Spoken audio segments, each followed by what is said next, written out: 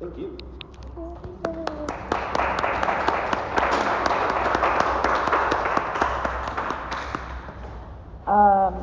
Okay, so thanks everyone for being here. My name is Kristen Overstake.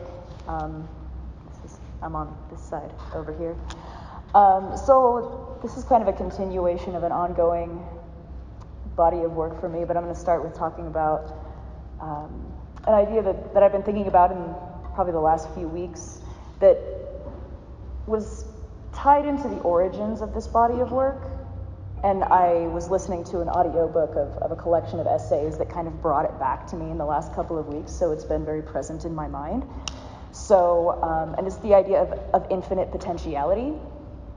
So in natural systems of the world, in origins of something, there is infinite potentiality at the point of origin.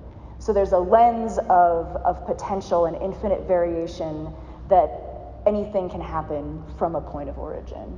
And in genetic and biological evolution, that infinite potentiality plays out over the life of an organism, but also over the life of generations through an ecosystem.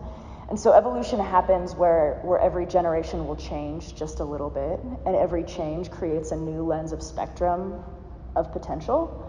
So natural systems perpetuate variation and complexity. That's kind of what they do. And infinite potentiality is that kind of point of decision at which direction a lineage will take. And I was introduced to that idea as applied to art through a theorist and an artist. Wrote a book called Quantum Art. Her name's Dr. Amber Schoon. But she wrote about how the origin of a work of art contains that same piece of infinite potentiality. So you have a blank sheet of paper. The potentialities are literally infinite, and every mark that you make shifts the lens of potential outcomes, so that every decision that you make shifts the direction of potential that the work can evolve into. So I really like those parallels, and I like the idea of work in an artistic practice having that potential to evolve in the way that an organic system does, and perpetuate variation and complexity. And that's kind of an oppositional frame of thinking to kind of production and industry and those kind of standardized modes of production and the goals of industry. And that's it's another kind of mode of repetition. So in biological evolution, there's this repetition through generations and repetition of like replication of DNA. And in industry, we are replicating the same object again and again and again. And through the repetition of those objects, the goal of industry is perfection, but that perfection is measured in sameness. Like, can you repeat the same action infinite numbers of times and have an identical outcome? And a lot of my work, this body of work and a lot of my other bodies of work are about contemporary labor. So it's about work, and it's about the way that we work and the way that we think about production and productivity. And I spent years of my life in production manufacturing. So that life was receiving a blueprint and producing dozens or hundreds or thousands of copies that were identical. And the goal of that was to produce perfection, like how alike can these things be through multiple generations of the same object. And there's a reward in that kind of repetition.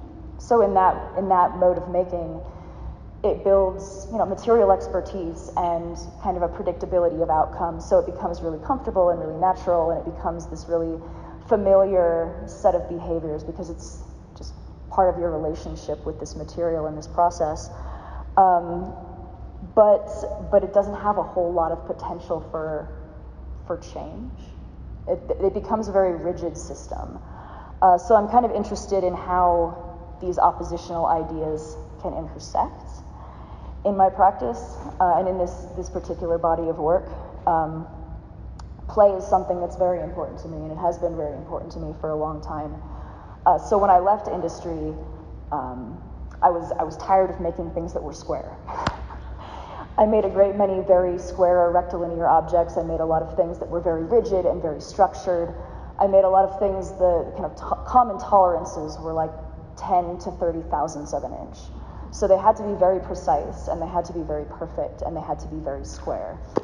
And so when I went to graduate school, I really wanted to play. And I wanted to use these tools and these materials to kind of explore their potential and see what I could do in terms of just openness and play with this set of materials and processes. So this has been going on for over a decade now.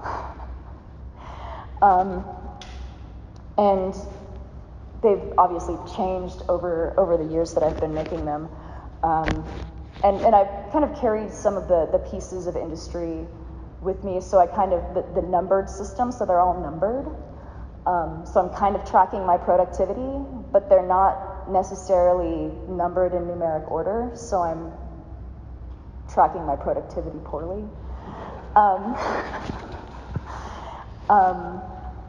And I'm interested in efficiency. So one of the primary drivers of industry is efficiency. So can you maximize your efficiency for product output, for the material cost? And so now I'm kind of working some of those efficiency ideas back in. And so reuse is a common theme in my work as well.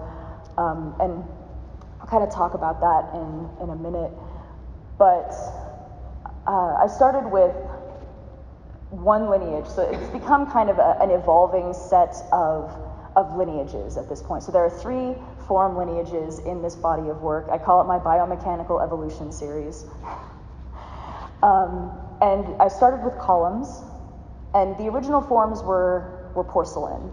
So I was casting them in porcelain, and they were these really fragile, delicate abstractions of spinal columns.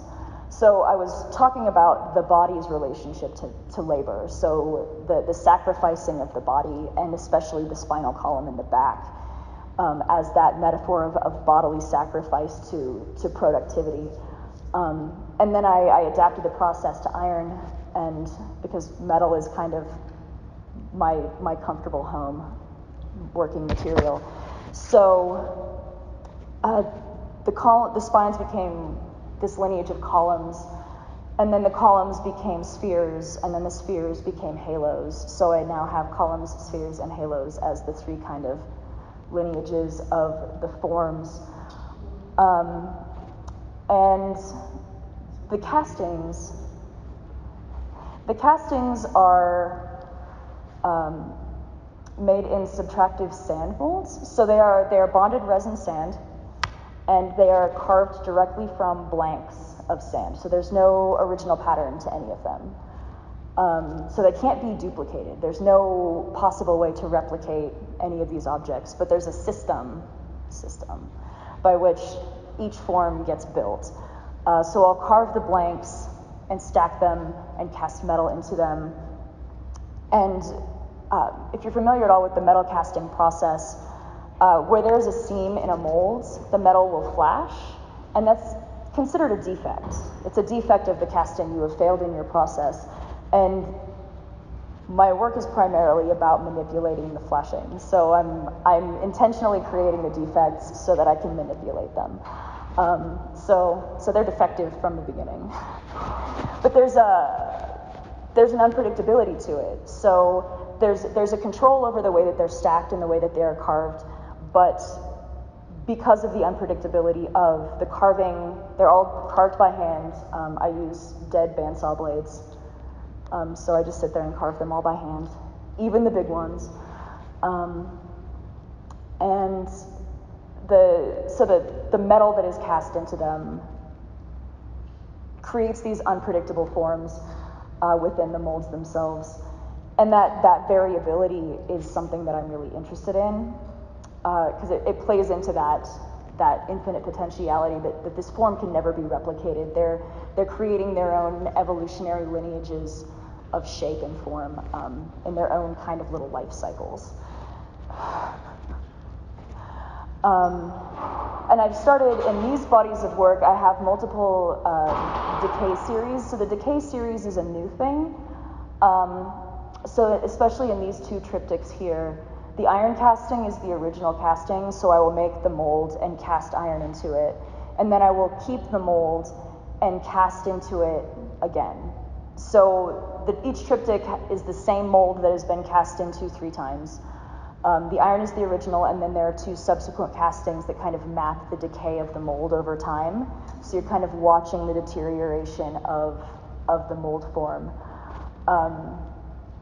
And then I'm fabricating into these kind of larger sculptural objects as a form of play, as a form of expression, to kind of explore the potential of the shapes and forms that I'm coming up with.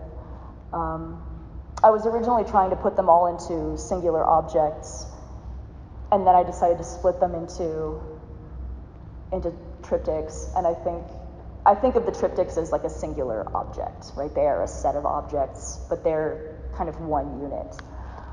And then the decay columns, I'm working with mold waste. So some of it is my mold waste, so it's trash. It is a trash product. Resin bonded sand molds are a one-use object. You cast into it once, it goes in the trash. But this is where my efficiency model comes in. So I'm trying to minimize my waste output.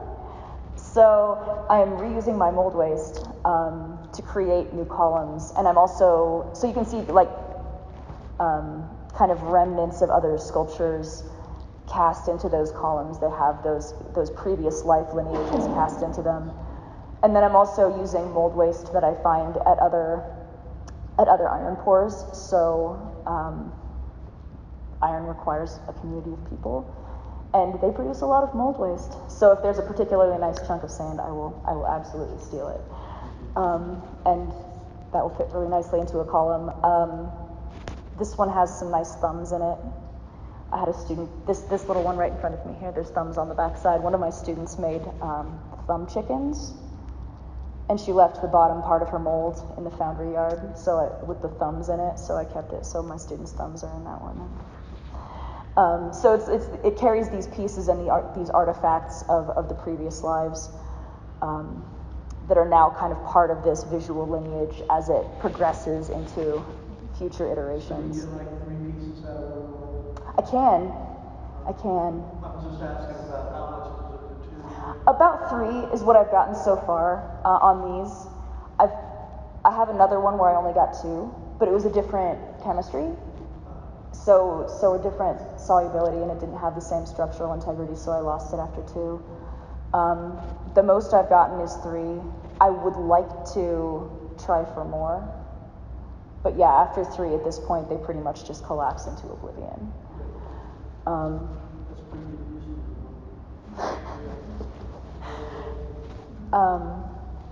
So that's kind of where these come from.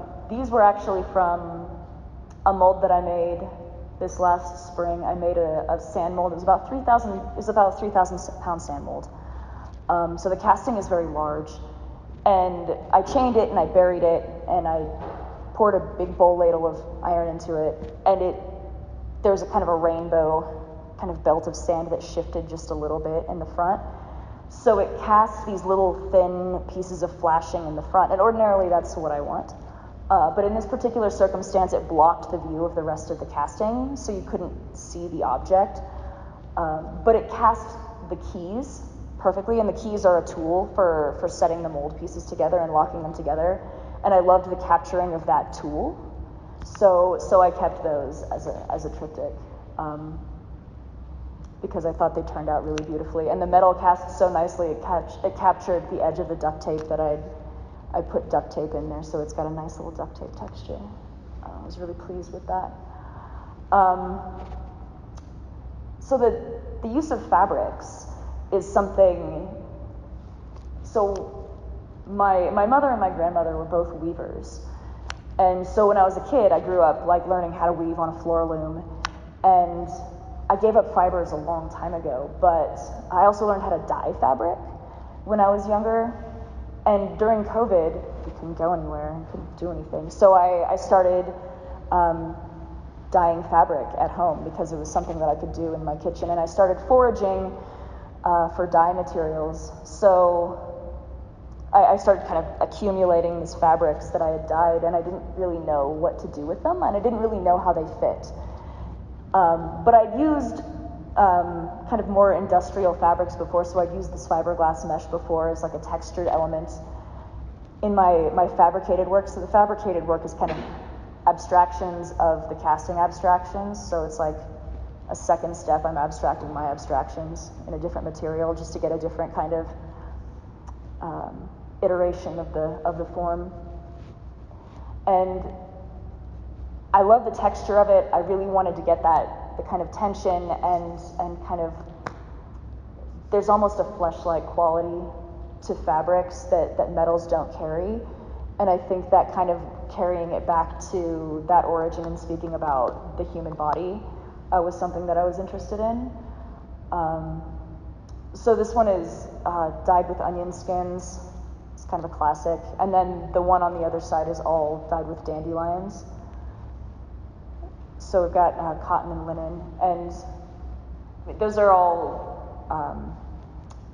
tank straps, the stainless steel tank straps that are used to like strap industrial tanks. And someone brought those to me and said, here, I found these. I thought you would like them because you like circles. So I brought them to you. And I was like, yes, I do like circles. Thank you. Thank you for these. So this is kind of a new evolution in kind of incorporating the fibers and the textiles.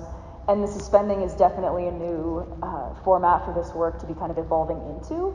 And I'm interested in how they occupy the space differently and relate to each other in space as the kind of next step in the evolution of this kind of series of entities.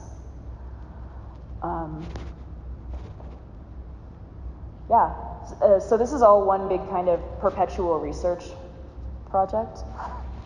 I think of so in my kind of personal philosophy, like art is its own mode of research for exploring and understanding the world. Like there are lots of modes of research for exploring and understanding the world in which we live, and art is its own mode of exploration and understanding. So I kind of perceive my work as this kind of perpetual play of research to kind of see where the evolutionary lineages can kind of take me.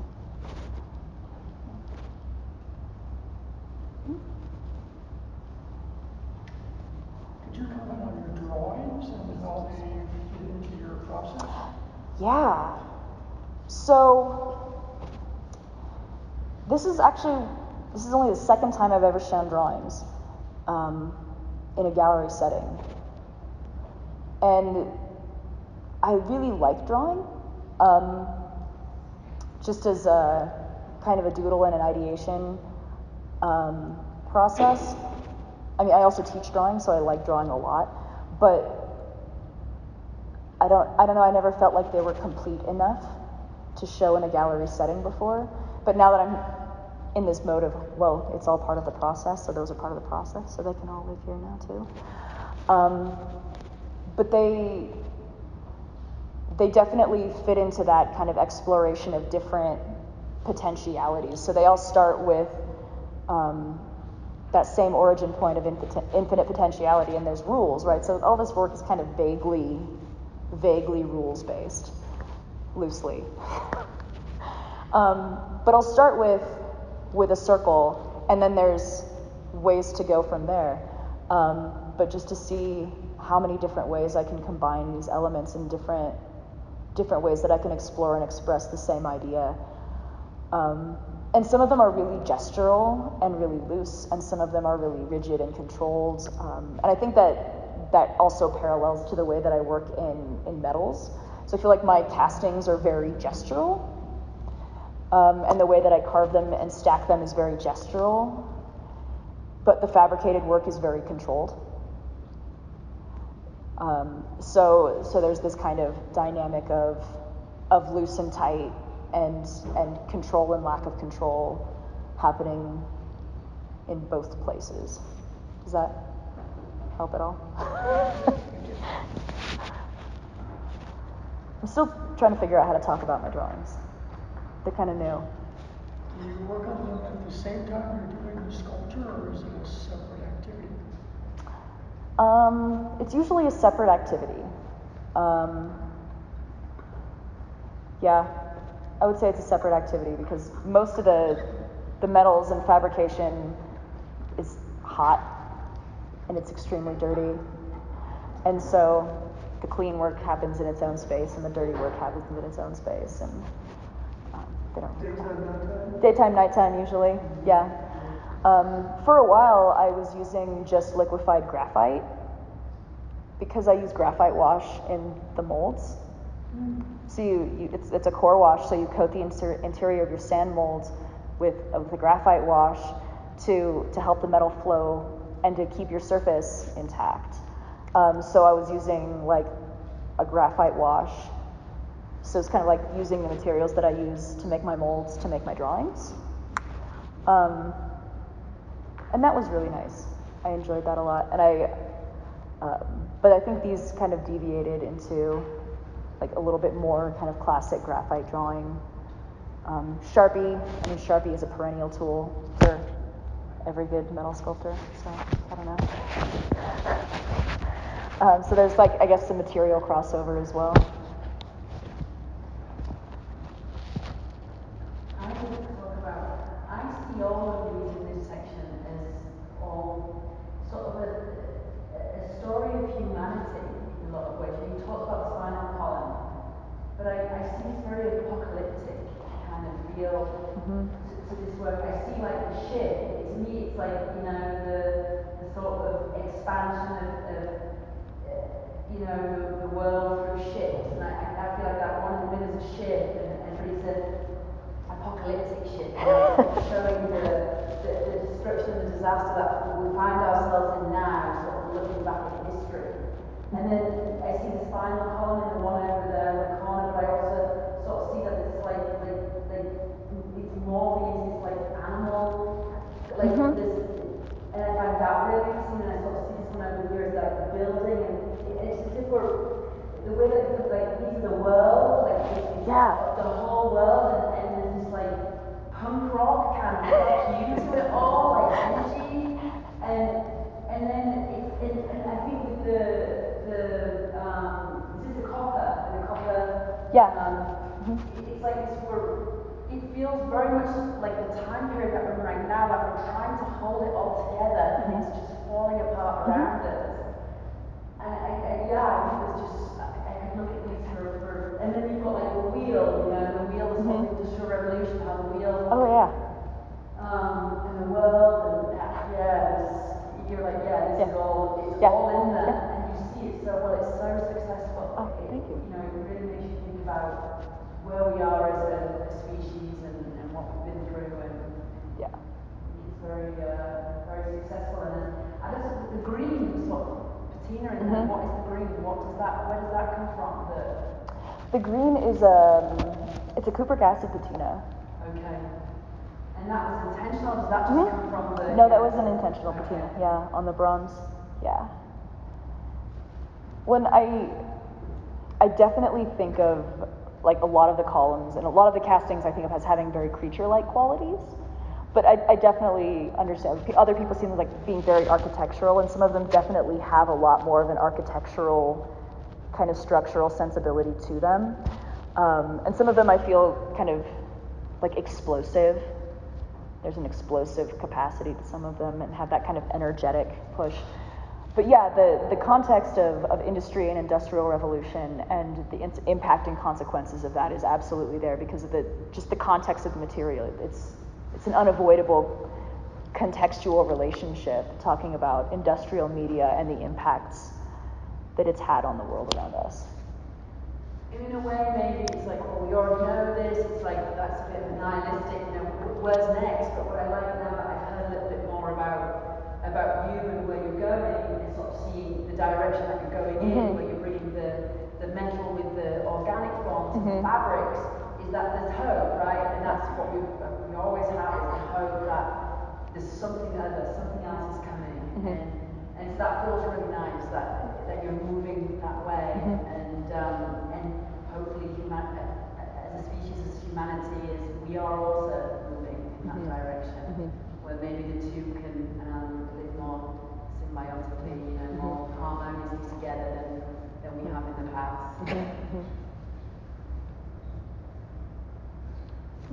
I wonder if you could comment a little bit on your industry experience. It sounds like that formed kind of a foundation or a springboard for where this work eventually went. Yes, absolutely. So I was a MIG-TIG combination welder and fabricator. So I was primarily fabrication, but I was certified through AWS and mild steel, stainless steel, and aluminum, up to 1-inch plate structural. So I did a lot of big things. I did a lot of small precision things, and I think that experience, one, it developed a lot of my kind of foundational skill set in fabrication. So it became a lot easier for me to just kind of think into material. So in like asking about like drawing's relationship to fabrication, I don't usually draw my fabricated forms before I start working in them. I pretty much think directly in metal. So I just take the forms and start like that's right, this is how they all fit together. And it just felt really natural for me to continue working with metal because it was just such a familiar, comfortable material. I worked for another company for a while where I was like the specialty metals person, so I did all the aluminum and stainless. So I've got a lot of experience in those materials, and I like aluminum a lot, just because it's light. I'm not a particularly big person, and speaking again about spines and damage due to production and productivity, I like having work that I can move, that I can heave and lift and shift around by myself without causing too much physical damage. But I like how lightweight it is, and it's got its own context as a material, as like a synthetic metal, as a kind of man-made product that because of its brightness and its intensity has that kind of futuristic sensitivity to it. It's not a raw metal. It's not out of the earth the way that iron and copper are. So it's got a very different kind of aesthetic quality. But yeah, my time in industry definitely affected the way that I think about and approach material and process, and it definitely gave me the skills to do all of this. But I worked in heavy industry for a couple years, and then I worked in design build, doing custom fabrication for a couple of years. And then after I went to graduate school, I went back into metal fab for a little while, and worked at a stainless facility for a bit, doing stainless fabrication.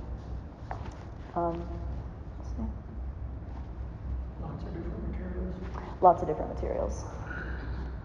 I have a question that I think I'd kind of like to hear both of your answers in relation to it, because both of you have mentioned this idea of play, and to a certain extent coming to this notion at different stages in your life and for different reasons. And I know that both of you spend some time in education. I'd like to hear you maybe talk about what you feel is like perhaps the benefit of play for other artists or for students, and how you might kind of try to not necessarily persuade them, but like, what would you say to someone who thought that this idea of play could benefit their art making practice? I got one. Okay. So there's another quote that I really love from Dr. Schoon, talking about the act of creation and the process of creativity. And she said that creation is observation and imagination, play and desire.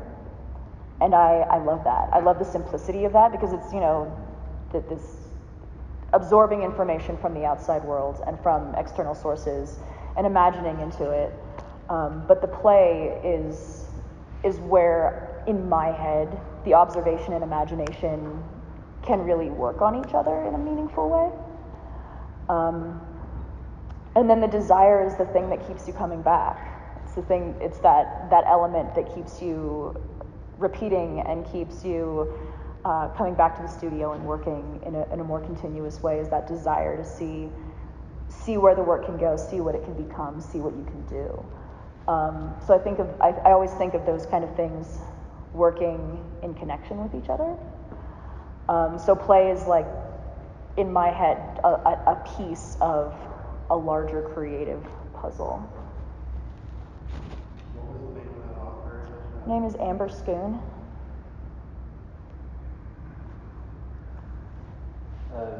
So, like I said, the play has been kind of a recent thing for me, but it came at the same time as me dealing with some other like mental stuff, and trying to embrace this idea of a growth mindset and experimentation and letting go of a fear of failure, and seeing it more as opportunity for growth rather than something to be feared. And I think for a long time I struggled to make period, because I could talk myself out of making a thing before I ever even started it.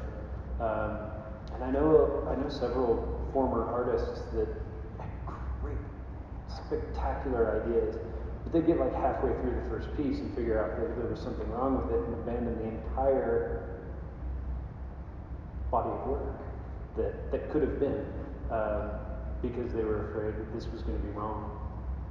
And I think that idea of potentiality is really interesting in that you can't really make a wrong step. Mm-hmm.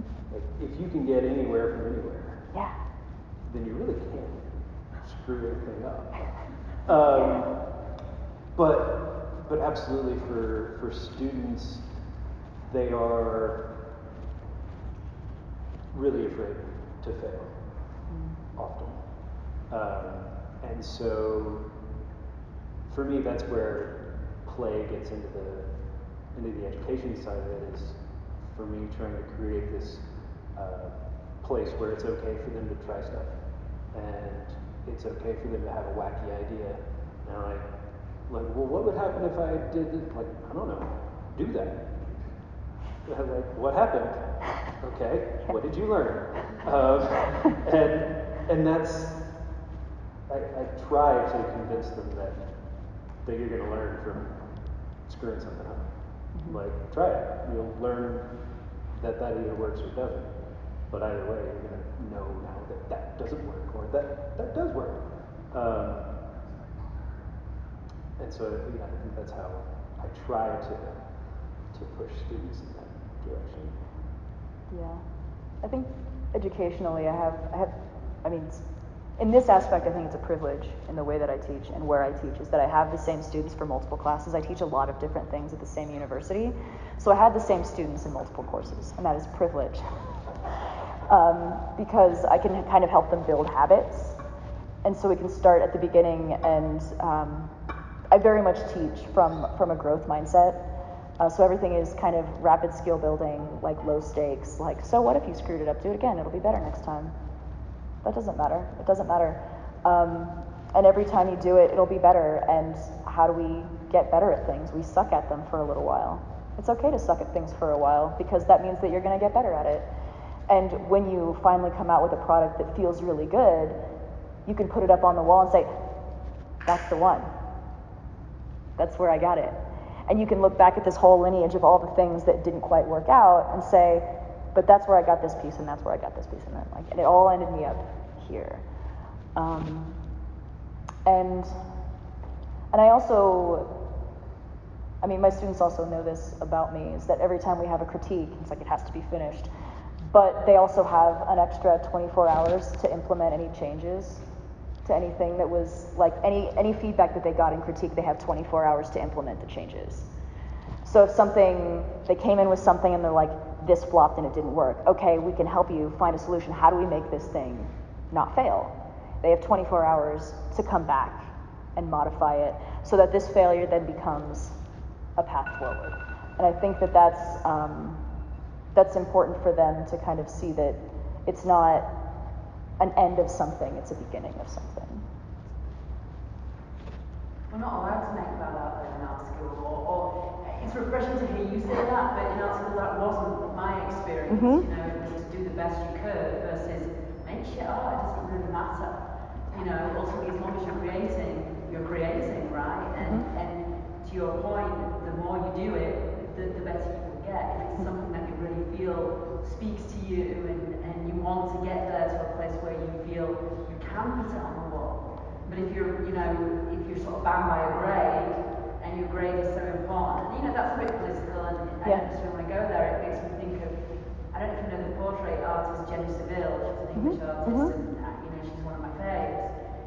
And she was procrastinating. She was working in her studio one day, and when we procrastinate, what do? You clean. So she got out her vacuum cleaner and she started vacuuming around her sketches, her drawings, and the suction of the vacuum happened to suck to one of her drawings on the floor, and it started to remove the charcoal. And then she was like, oh, that's cool. So then she takes the vacuum cleaner and starts to, and it's that, isn't it? It's allowing yourself that downtime to procrastinate maybe and to play ultimately. Yeah. But it's easier said than done, I think. I think intellectually we can talk about it and say, oh yeah, I play all the time, but I think what you said about, sometimes, artists have incredible ideas, but halfway through they convince themselves that this is just not, it's not feasible, it's not viable, it's rubbish, and then it's like overcoming the mind, ultimately, and pushing through. And that's easier said than done. Yeah. Absolutely. So, I do also tell my students, and this is getting into the grade political part of it, but saying like, what's the worst that could happen? I give you a bad grade? That's not the end of the world. And I mean, also, if you're in school, like, if the worst that could happen is I give you a bad grade on this assignment, you're not gonna lose your house. You're not gonna not be able to pay your bills. Like, it's better to fail in this environment than it is to fail out there. So fail here, learn from it, so that you can succeed in the future. Like, I don't know. That's my personal philosophy. right. So It's not, that's not, it's not a universal, unilateral perspective. I'm intrigued with this thought that for several years you worked in this industrial setting where precision and exactitude and it was either right or it's a reject and you have to do it over again. Yes. And then you're in a fine arts setting where you have to make mistakes if you're going to move ahead. And you talked about it too, I think, when the idea of you made this transition into play. There's a different mindset, a different way of interacting with materials and making things. I'm wondering how that transition took place. Did you go through like mini crisis with your career where you felt, I'm tired of doing this high precision kind of thing. I want to make things with potential. Yeah. It's like, I'm done. Was it one day you just woke up and said, enough of the production work? There were several days. But yeah, there was definitely a time when I was like, I'm done doing this. And I invested years of my life into the skill set, and the company that I was at the time, I was the shift lead for both day and swing shifts. So I was supervising both, and I was the head of quality control, and I was involved. I was responsible for training all the new hires and overseeing like timelines for shipping back and forth to powder coat and assembly, and it was like everything was very tight and everything was very controlled and everything was very rigid, and there was no room for play, and there was no room for creativity, and there was no room for any of that. And there's small pieces of innovation in any industrial world where you're inventing tools and you're like modifying to improve your process. And I think those pieces of innovation definitely informed the work that I make now, because every time you repeat a part, you find a way to improve upon the design. But that's a very small piece of creativity, and I really wanted to not do that anymore. I wanted the kind of creative mental space to play. And so it was definitely like I am done, I am doing this now, like goodbye. And it was definitely hard to go back to industry. Part of the reason it was hard to go back to industry after graduate school was because it was easy to go back to industry. Like it was so easy to just slide back in and just fit back into that pattern and fit back into that mentality, like, oh, this is the rhythm of my life and this is how this feels. So it felt so familiar. And I was like, I don't want to do this for the rest of my life. I want to try to find a way to live in a different way.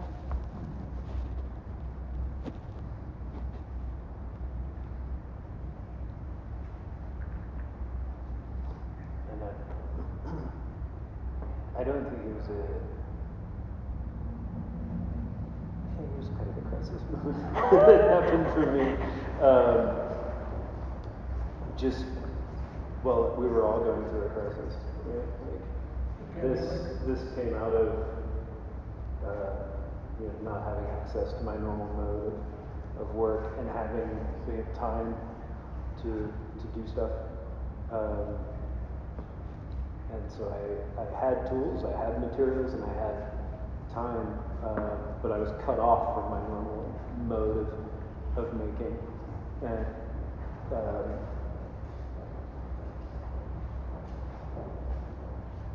so also being diagnosed with ADHD at the same time, that I found out I've been dealing with my entire life. Opened up some new ways of thinking, for sure.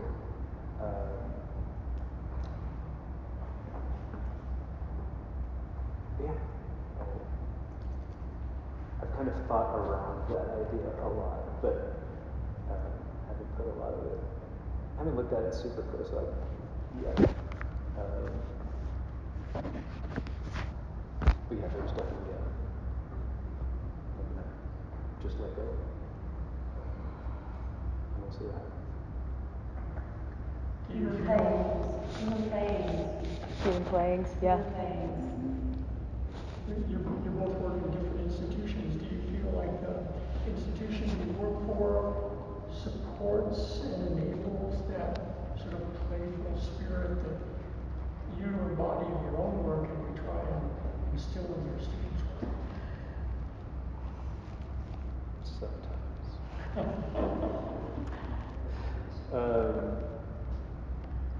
I have a lot of autonomy in terms of my classes and how I teach and what I do. And I don't have a lot of people like micromanaging. So yeah, I get to try and do that. I'm one of the very few faculty at my institution.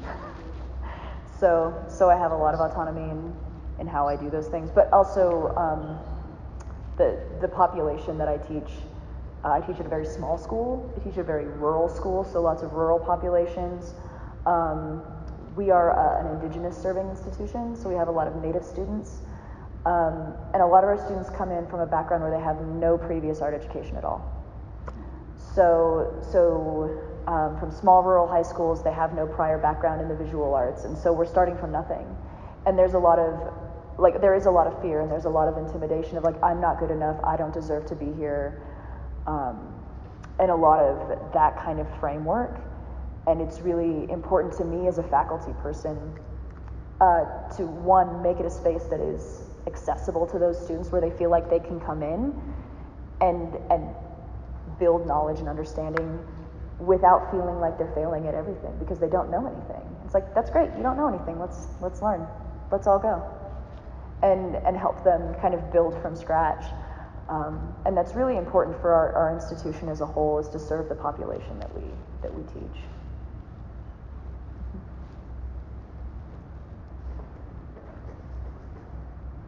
Are you on a reservation? It's technically not a reservation, but it is Chickasaw. It is the Chickasaw Nation. So I teach on the Chickasaw Nation, and it's East Central is in Ada, Oklahoma, and it is the capital of the Chickasaw Nation. And it was the land was a gift from the nation. The nation is one of our largest institutional funders and sponsors, and they supply a lot of our scholarships. A lot of the upper administration are Chickasaw. So we are a largely indigenous serving institution, yeah. And what is the connection to here, to the show this evening, and how did that come about? You guys, are you teaching here right now, or No. were you invited through David? Okay, I see. Brought them here to show. Okay. We talked to them a few years ago and they cut it out. Okay. Yeah, it was like, Yeah. yeah, we were supposed to come up here a couple of weeks, like, what, April, May of 2019? 2020? 2020, yeah. Right when everything started locking down. Yeah. Like, this has been a long time. It's definitely not the show that was going to show up a couple of years ago. It's all new work, so yeah. Which is supposed to 19, that's 4 years ago. Yeah. It's crazy. Well, we're set on schedule.